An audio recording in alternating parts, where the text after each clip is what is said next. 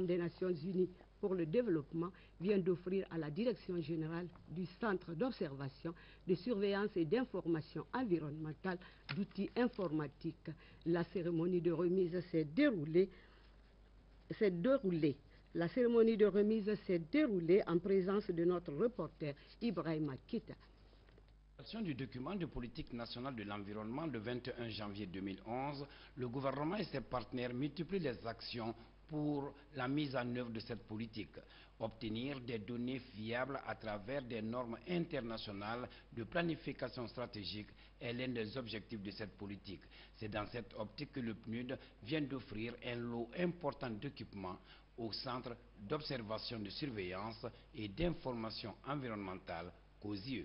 Le lot important que vous voyez ici ne constitue approximativement que le tiers du lot extrêmement important dont le PNUD a bien voulu nous doter pour accomplir notre mission de surveillance environnementale. Ce lot d'équipements est partagé donc entre la Direction générale du Centre d'observation, de surveillance et d'information environnementale et le système d'information environnementale. C'est un système satellitaire qui permet aux spécialistes d'avoir en temps réel toutes les informations. C'est là, à la minute près. J'estime que son opérationnalisation permet de disposer dorénavant d'outils efficients de suivi et d'évaluation des politiques de développement durable. Le système permettra également de mieux profiter de nouvelles orientations et priorités de la politique socio-économique et sociale du gouvernement. J'encourage donc le centre à mettre à profit tous les avantages liés à ces différents équipements. 10 stéréoscopes de poche, 7 ordinateurs munis de logiciels avec accessoires, un scanner, un traceur et une imprimante laser sont entre autres éléments de ce geste du PNUD. Un geste qui doit permettre, selon le ministre délégué à l'environnement, d'atteindre les objectifs visés. C'est un centre qui a un ensemble d'équipements qui viennent d'être complétés judicieusement par le Programme des Nations Unies pour le développement PNUD, qui lui permettent de couvrir l'ensemble du territoire à travers la réception de données satellitaires qui devraient lui permettre dans les années à venir d'être vraiment performant et de collecter un ensemble de données pouvant nous permettre de mieux contribuer à la gestion rationnelle des ressources naturelles du pays. Ce geste doit donc permettre à notre pays d'améliorer son système de collecte, de stockage et d'analyse des informations environnementales. Autre chose dans ce journal Kéra, la présidente de l'ONG Célifé vient d'effectuer une visite de travail à Kigniro dans la préfecture de Kourissa. Adja Aminata Touré est allée s'enquérir de l'état d'avancement des travaux de reboisement lancés sur le site dégradé de la sous-préfecture. Ce recouvert végétal a été rendu possible grâce à l'appui financier de la SEMAFO, Société d'exploitation des mines de l'Afrique de l'Ouest. Reportage François Marat, Mohamed Gekiti. En reboisant cette vaste étendue de 24 hectares, la CIDI fait Solidarité internationale pour le leadership innovant des femmes et des enfants entend contribuer à l'amélioration du couvert végétal d'ici 2015. Une végétation fortement dégradée par des actions anthropiques dues aux différentes formes d'exploitation minière dans la sous-préfecture de Kigniro, préfecture de Kouroussa.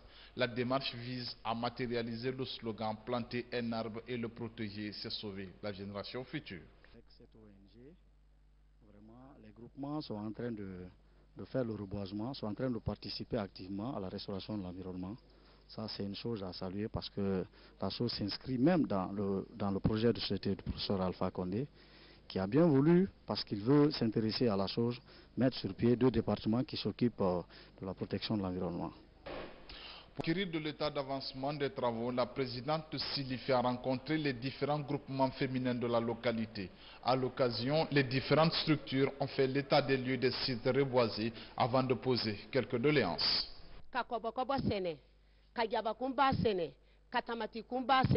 Parce que nous avons présenté l'île ka kele o ko ni sai ma foto o papier ni do ma fenese o ye kuma le di ko lan koronyo le o di wudi benya me fo nyon ko men ba kado seri de preda na jama alubra asedo do na la ki so ile fana bi tala o ka anye be men nyanyin na ou du quai.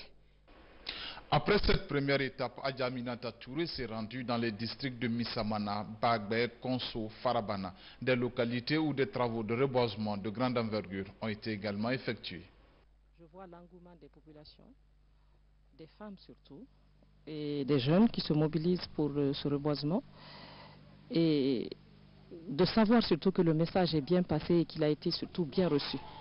Parce qu'aujourd'hui, même les personnes qui sont là, les orpailleurs qui sont là à chercher l'or, se battent pour essayer quand même de protéger, pour essayer de refermer les trous et essayer de planter les arbres. Et c'est ça le but de cette action que nous avons entreprise. Avant de quitter la sous-préfecture de Kignero, la présidente de Silifé a rendu visite à la notabilité de la sous-préfecture. Les sages ont salué cette démarche avant de faire des prières et des bénédictions pour la paix et l'unité nationale. Je le disais également en titre, les préfets de la Haute-Guinée sont à l'école de la bonne gouvernance locale. C'est une initiative du ministère de l'administration, du territoire et de la décentralisation. La démarche vise à doter l'administration guinéenne des ressources humaines compétentes pour aborder l'ultime phase d'administration, de gestion et de développement. Compte rendu, Komara Moussa, Fodé Bangali Fofana. Renforcer les capacités des collectivités décentralisées en bonne gouvernance locale, c'est l'une des préoccupations majeures du gouvernement de la Troisième République. D'où cette session de formation des 76 sous-préfets de la Haute-Guinée pour aborder l'ultime phase de l'administration de gestion et de développement. La formation des sous-préfets constitue pour le ministère de l'administration du territoire et de la décentralisation une activité d'une grande importance. D'abord en raison de la valeur historique qui s'attache à la notion de commandement et sur le plan de la régularité administrative, le sous-préfet constitue l'élément de base et le moyen privilégié dont l'État dispose à la base pour faire passer le message.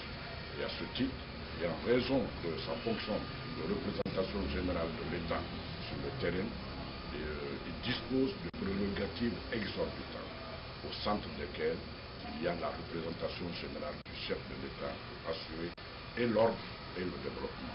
La nouvelle dynamique imprimée est de moderniser l'administration publique territoriale et de la doter des ressources humaines compétentes en vue de gagner le pari du changement. Cette présence s'inscrit sur deux plans. Au premier plan, elle marque votre volonté d'adhésion à l'esprit du changement et illustre votre désir de donner un contenu nouveau à notre administration. Elle est ainsi évidente de la qualité de votre contribution à la réussite des séances de formation et de sensibilisation pour renforcer les capacités de gestion de nos administrations territoriales, qui désormais reposent leur action quotidienne sur le respect de trois notions essentielles: droit, développement, changement.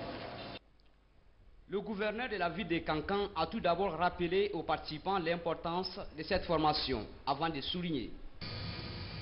Messieurs les sous-préfets, il me plaît de vous rappeler que l'une des priorités du ministère de l'administration du territoire et de la décentralisation est le renforcement des capacités des cadres et agents de l'administration du territoire pour une bonne gouvernance. Je me réjouis alors de la tenue de cette troisième session de formation